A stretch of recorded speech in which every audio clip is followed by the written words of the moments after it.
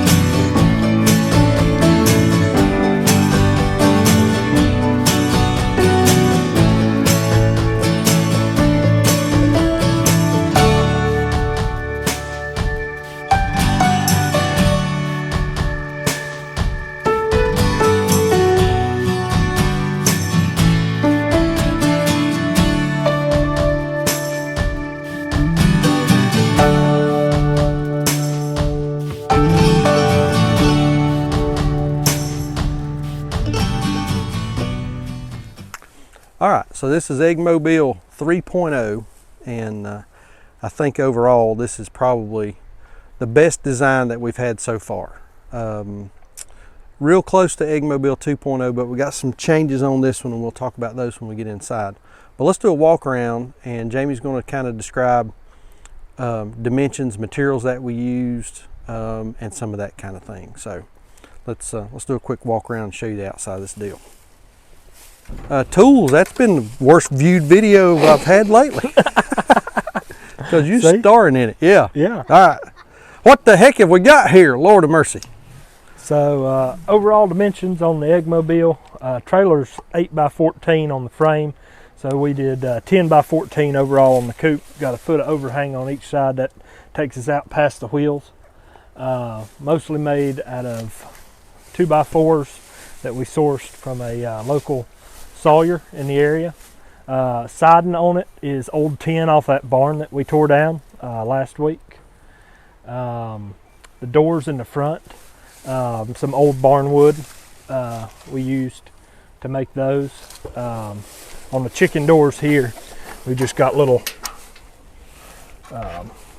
rope and a piece of chain over there because that's what we had to hold them up. We've got some ramps on the inside, easily deployable. Around the top, we did 1 foot of ventilation using a combination of chicken wire and hardware cloth. Again, because just trying to cut cost. The roof, we did use all new tin on the roof because we don't want any leaks right there. Yeah, and we've used old tin in the past. On the very first Eggmobile we used old tin for the roof, and that thing leaked like a sieve. So that was one lesson that we've learned, is new roofing. Absolutely. So we'll take you around back to the front and get a shot inside. Chickens is already, they're wanting to get in. They're wanting to come over here and check it out, ain't they? Walk around here so I can get in without tripping and falling, breaking a hip.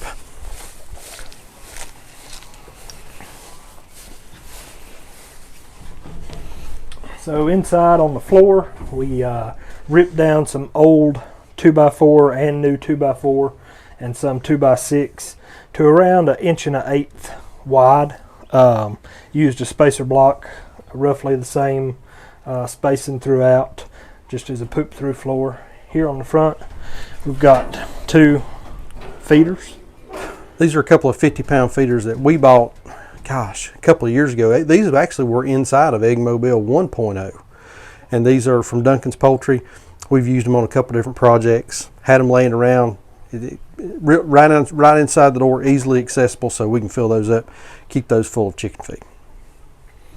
On the nest boxes, decided to mount them using a French cleat.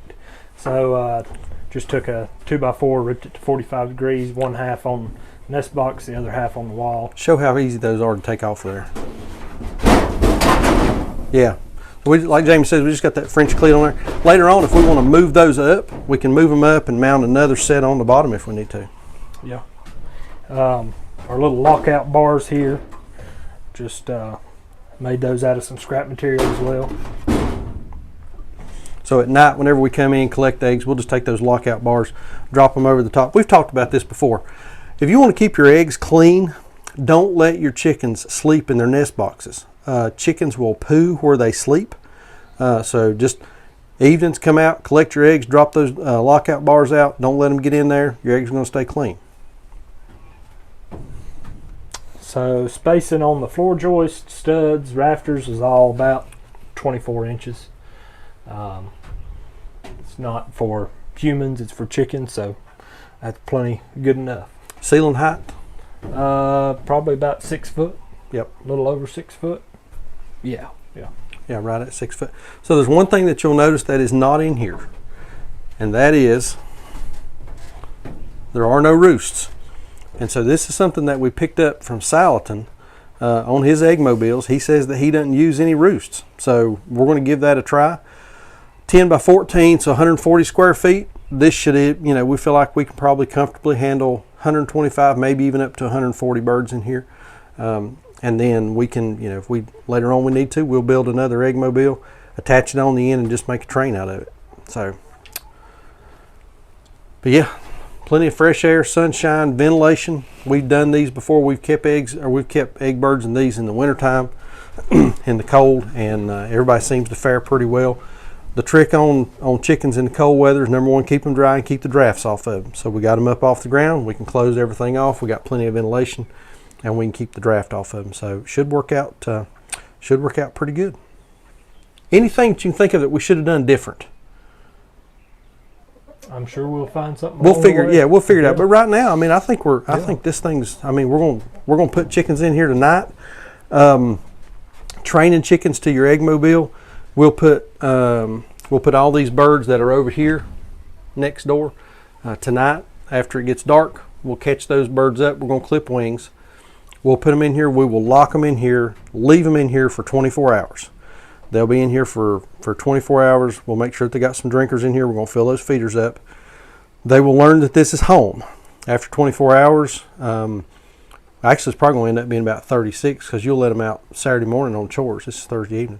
Yeah. We'll let them out Saturday morning during chores, so they'll be in your probably for about 36 hours. And then they'll know this is home. There will be that period of time for a couple of days where we'll need to come out at dusk and run those birds in, make sure that everybody comes in. And then after a couple of days, we've done this before, after 3 or 4 days, everybody will come in here at night. They'll know this is home and this is where they're going to be laying their eggs. So we got some nest pads. We still need to put some nest pads in here, fill the feeders up. But I think we're ready for birds. All right, y'all been asking, where's she at? Here she is. Where you been? Working. Working doing what? Doing the computer stuff. Yeah. Doing the marketing stuff. Yeah, you just not been outside a whole lot, have you? No. Getting ready for turkey processing and doing all the figures on that. Yeah. Getting ready for the markets. Hauling pigs and cows around. Yeah. You just been doing the boring behind the scenes stuff, haven't you? Yeah. But it's been kind of crazy. I mean, we've not done as many videos as we've done in the past. No, we haven't. I mean, it's just kind of crazy. This time of year is always kind of exhausting. Yeah. Because you've got a lot of chickens coming on to the farm at one time, and then you're trying to get ready for the markets, and then you're trying to get animals processed. And in the case of the new farm, we're building new chicken coops, we're building new chicken tractors, we're building all kinds of new infrastructure, and so it's kind of like starting over again. Yeah. Except on a bigger scale. Yeah, it really has been like starting over, no doubt. But we just processed our first set of animals that were exclusively raised on this farm. Yeah, the turkeys. So that's a good milestone. Yeah. But it has been a lot like starting over. We know what to do, but we had to, reset some infrastructure, build some additional infrastructure, the brooder, the Salatin tractors, and now we got this new Eggmobile. I mean, a lot of that's just... And we need 4 more of those Salatin tractors. We need 4 more right of the Salatin tractors right now. Yeah, because there's 250 chicks that just came in yesterday. They're down the brooder. And we got some other chickens and things in the brooders that need to come out. So there's more. Is there more turkeys coming next week? Turkeys coming next week. Another group of turkeys coming next week. Got another turkey. Got the second group. First group of turkeys were processed. Second group of turkeys are on the pasture. Third group of turkeys will be here next week. Because and another set of chickens will be here in about 2 weeks. Another set of chickens in 2 weeks because somebody made the commitment. They were going to have turkey at the market all year this year. Who done that? I don't know. I think they hit their head. I think they did too. Well, but anyway, people have been asking where you're at. We're not divorced. We're not split. We're in this business together, but we have our own separate things that we do. Which is really good because yeah.